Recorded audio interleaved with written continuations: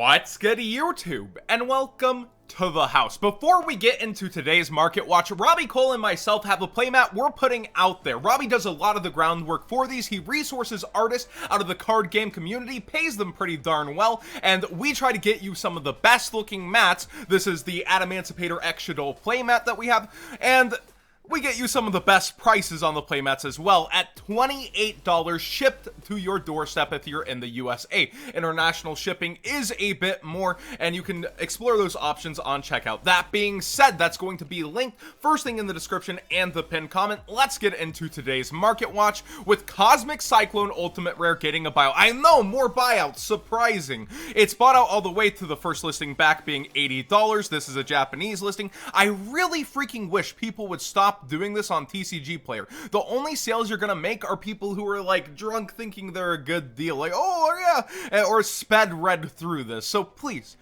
stop doing this for the community. We also see that Cosmic Cyclone Secret Rares are running out of listings, period, 14 left, and then you have the Mega Pack Secret Rare, very affordable still with quite a few listings. Duel Devastator is over $1 solid for its ultra rare, and then you have commons as well for the budget options. So it's not like it's hard to get a Cosmic Cyclone all of a sudden. This is going up because it's great for removal against stuff like Eldritch. They're not going to be able to use that resource once again from the graveyard. And another thing that is rising up over time here is Galaxy Cyclone. You can play this, of course, if you're milling, all the better, you're going to get double pumps, but this card does its job, and does its job well during this format, and we see it towards $6 and the first editions at $7 with a different secret rare option from the mega packs as well towards $4 market price, and the gold rare is holding up there. We do have a recent printing that will help the others fall out though. Secret Slayers did give us this in super rare. So consider your options and what you might want for Galaxy Cyclone.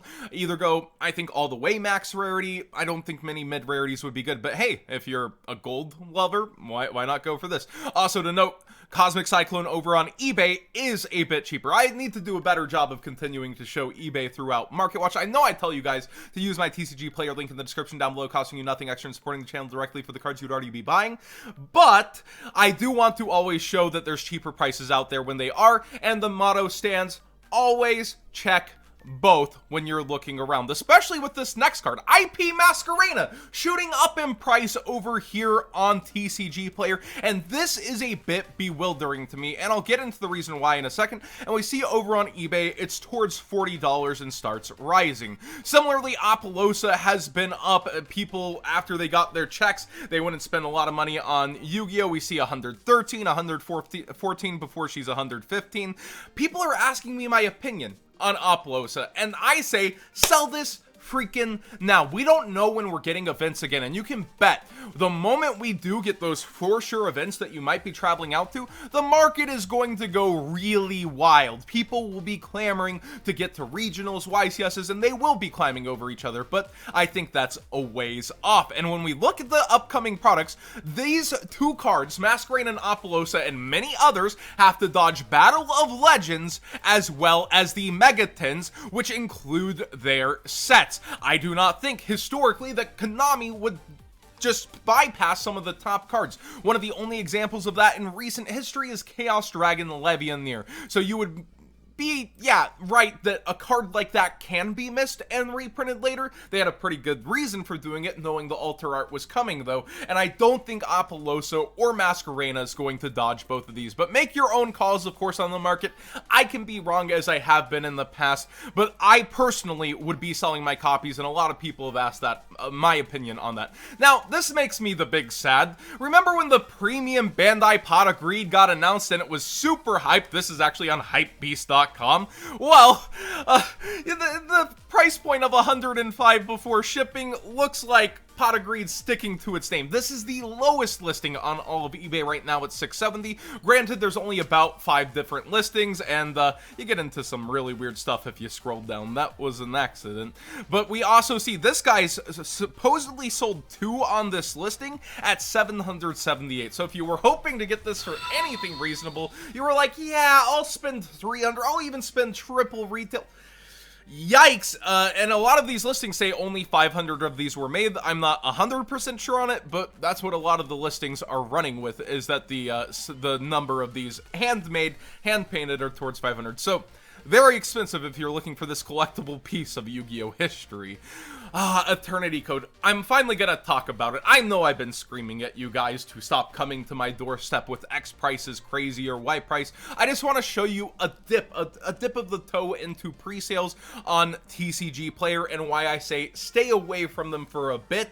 Well, this was towards 105 not too long ago, and we see just with 5 sellers undercutting each other on pre-sales and trying to get sales that, wow, they're all the way down here, and I wonder if that has anything to do with TCG Player having put more copies out last night at $95 and with code WhatsGood5 than being cheaper than those listings. I would think there's a direct correlation. When it comes to pre-sales, it's a good indicator to the rest of the market what is hot, what sales rates are going out, what people are willing to spend, but competition will undercut even demand at certain times because it's supply versus demand, and we only have 5 listers here, and Tier 0 getting hyper-focused by the community because it's one of the only big names with pre-sales. That's why I say stay away, but even here you see competition cutting in, and other stuff like Archosaur, well, it's much cheaper over here and still available on Tier 0. So shop around. If you got that itch, you gotta have it now. Well, it's gonna release in June for the TCG, and the competition is going to be split, so the supply will run kind of thinner. And please don't tell me Chamber Dragon Maid's really gonna be like this. This is a core set, not a side set. Don't do this. There's no shorts. I get that there are less secrets overall per playset in a case, like because there's 30 total that you now need for a playset of every secret and only 24 secrets in a case. Don't do this with Chamber Dragon Maid 2, guys. Don't be that degenerate. I get that Kitchen Dragon Maid makes you think, history says the waifu tax and people love this. It's a core set. It does not work the same as a side set. Please keep that in mind, even with the new ratios of having to try to track down certain cards. Infinite Impermanence is the top dog in Duel Overload, and we see one motivated seller at 26 before it's 28 with 1 copy. My opinion on Duel Overload is this.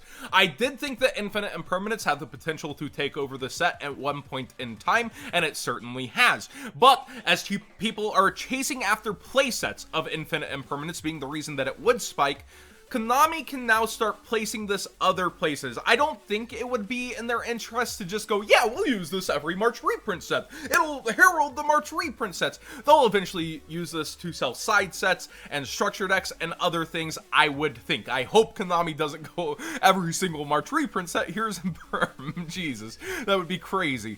But we do see the other competition being original to the set for its spot, as Halifibrax is towards 25 still. Anaconda has the huge potential to spike when the Megatons are actually near us. We always see in Yu-Gi-Oh! History the dip after initial hype, and then the product's coming and the real grabbing starts. So do be aware that Duel Overload, the bottom out seems about here. We still are going to be waiting for its unlimited run though, and for vendors to crack that open versus the prices here. So the true bottom out may not be there for some of the lower cards in the set, but it seems for the highest cards they are stabilizing and starting to rebound. Mizuki, the premium pack version, got bought out, and every single time it gets bought out, it's a $22 card. This just happens, like, cyclically, and I know there's a lot of zombie hype right now around Eldritch. People want to play other versions, and I don't want to stop you from doing that, but there's tons of different versions of Mizuki.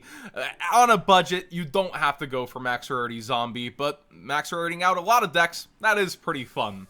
Evil Hero Adusted Gold is at its lowest price in a very long time thanks to the international market. Yu-Gi-Oh! Black Market here with them under $100. Other people really trying to just cut pennies and quarters and be the lowest with their German copies. So it does feel like we're just getting slammed with this card from overseas, and you're still looking at the cheapest English copy? Well, that's high at $135. Again, personally for me, I'll take that $35, $40 price cut and go ahead and get these copies personally, but it's really up to you on what you want to play and how you want to play, and if you want to carry that translation. Similarly with Malicious Bane, he's under 70 at 6969. I think that's pretty funny, but that's a lightly played version. And then you have, again, those Japanese versions up here. But you see it's at 72 before it's up towards 78. People really trying to undercut each other with the German copies on market right now. I like this. I am a big fan of seeing multiple options, and if somebody's really got to have those cards, they really want to go for them, hey, there's the option. But again, we're counting on reprint clocks versus events being played and not knowing when that is, so I suggest being wiser with your money. Yes, we have sets like iGas and Eternity Code upcoming where the reprints aren't going to be a very long time. I think your money's way better spent on cards like those than potential ones that could be getting reprinted really in a set coming to you very soon. Thank you so much for watching. Please subscribe if you haven't already. Give this video a thumbs up if you enjoyed the conversation. And again, check out this playmat if you want to support myself and Robbie and get yourself something awesome back in return.